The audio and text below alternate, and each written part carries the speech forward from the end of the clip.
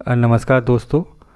आज हम CCL products limited के Q3 के रिज़ल्ट पर स्टडी करेंगे जो कि फाइनेंशियल ईयर 2024-25 के लिए है।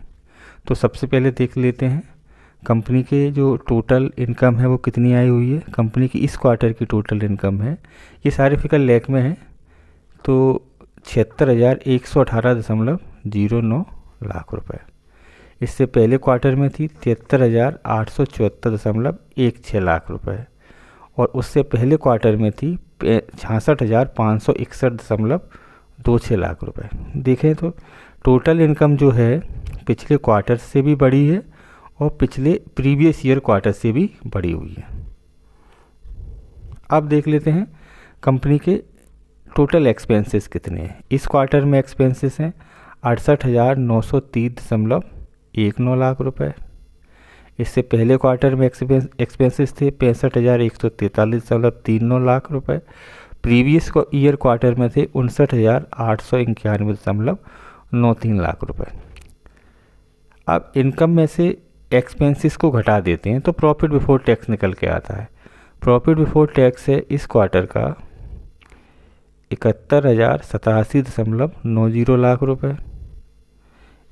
इससे पहले क्वार्टर का था 87,130.77 लाख रुपए और प्रीवियस ईयर क्वार्टर में था 66,69.33 लाख रुपए। देखें तो प्रॉफिट कम हो गया इस क्वार्टर में। कम क्यों हुआ? क्योंकि एक्सपेंसेस बढ़े हुए हैं।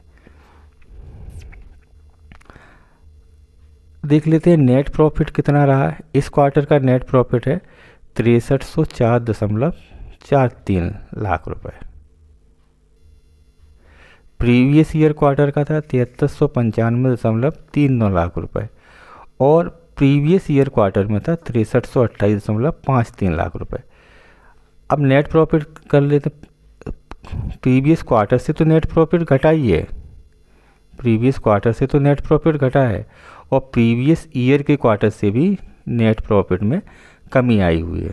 तो इसका असर जाहिर सी बात है कि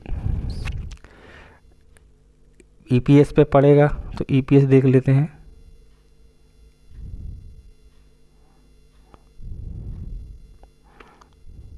तो कंपनी का EPS है 4.73।